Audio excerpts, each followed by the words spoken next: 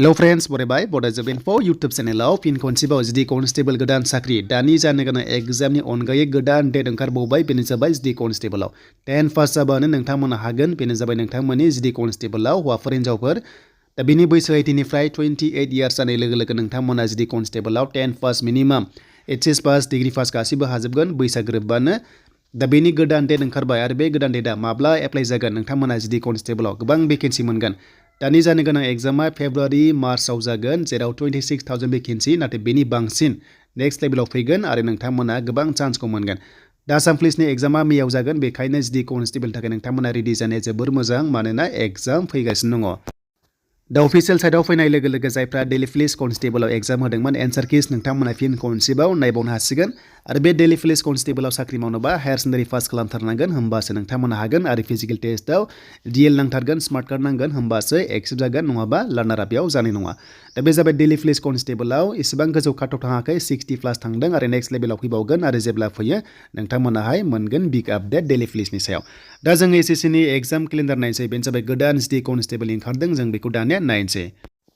दा बे जाबाय जोंहा गोदानै फैनाय केलेन्डार बेनो जाबाय 2024-25 डेली पुलिस हानजा बा नोंथांमोननि SSC हानजा MTS हानजा बेनिफ्राय जि कनस्टेबल हानजा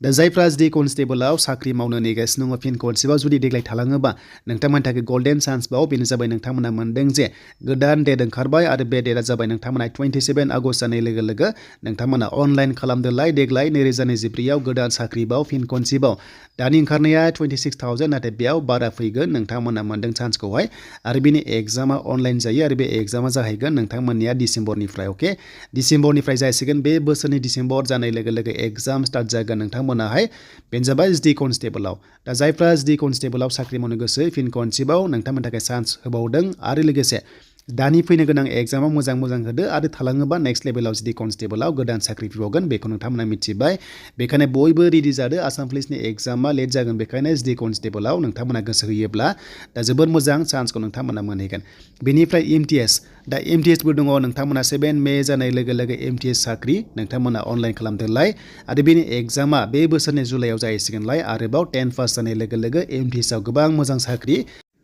दा जायफ्रा जिडिआव मावनो गोसो गैया MTSआव अफिस लेभेलाव ग्रुप D हिसाबै नोंथांमोना मावनो हागोन आरो जुदि क्लार्कआव मावनोबा कम्बाइन हायार सेकेन्डारि लेभेलाव साख्रि ओंखारगोन बेनो जाबाय 2 एप्रिलाव 2 एप्रिल जानाय लोगो लोगो नोंथांमोना अनलाइन खालामदो जेराव HS लेभेलनि एबा हायार सेकेन्डारि पास खालामथारनांगोन आरो बेजों लोगोसे डेली पुलिसबो दङ SI बेनिफ्राय SSB दङ गोबां रोखोमनि दङ नोंथांमोना बेयाव SI लेभेलाव 15 फेब्रुवारि जानाय लोगो लोगो अनलाइन खालामदो बेनिफ्राय एग्जामा मे जुनाव जाहैगोन दा गोबां साख्रि फैगासिनो दङ